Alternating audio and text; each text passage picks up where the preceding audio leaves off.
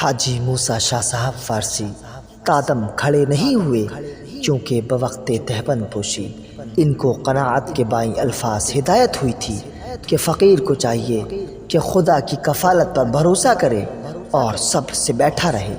اور جن be be صاحبہ وارثیہ کو جب تہمند مرحمت ہوا تو فرمایا تھا کہ خدا رزاق ہے، ٹانگ توڑ کر اس کے بھروسے پر بیٹھو۔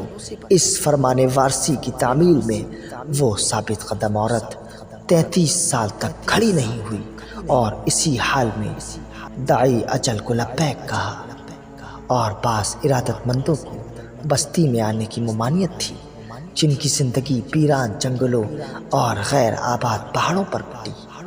مثلا جنگلی شاہ صاحب پیتے پور کے آگے ایک جنگل میں عزلت گزین تھے، اور جمیل شاہ صاحب فارسی شملہ پر ایسے خطرناک مقام پر رہتے تھے جو گزرگاہ عام نہ تھا، اور حافظ دوست محمد صاحب فارسی اجمیر شریف میں حافظ جمال صاحب کے چلے کے قریب پہاڑ کے ایک درے میں تاحیات مقیم رہے۔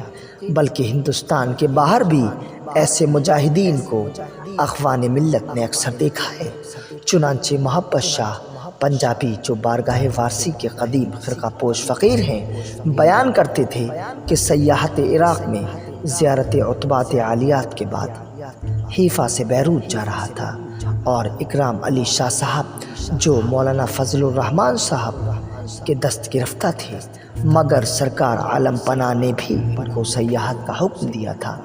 بغداد سے میرے ہم سفر تھے، ہم دونوں راستہ بھول کر ایک ایسے مقام سے گزرے جہاں ایک قدیم مسجد تھی جس کا قطبی گوشہ افتادہ تھا، اور صحن مسجد میں ایک حوض شفاف پانی سے لبریز تھا۔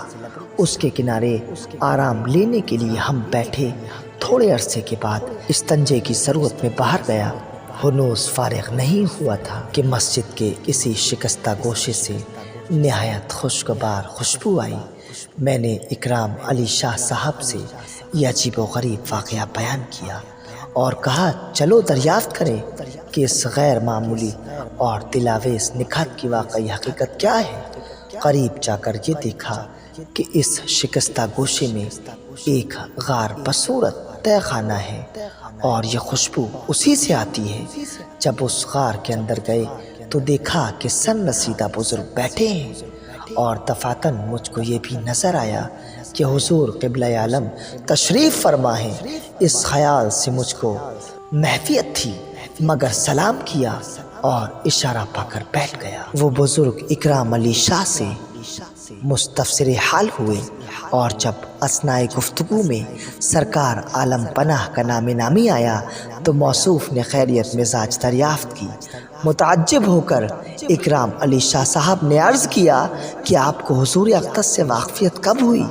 ممدوح نے ایک آہ سرد کے ساتھ کہا کہ پیشوائے برحق کی عمر 14-15 سال کی تھی جب یہ گناہگار حلقہ غلامی میں داخل ہوا تھا، اور شاہجہاں پور سے یہاں تک ہمراہ رکاب آیا تو آپ نے فرمایا کہ تم یہیں بیٹھو، ہم آئیں گے۔ میں اس وقت سے اس غار میں اپنے خضر راہ کا منتظر بیٹھا ہوں۔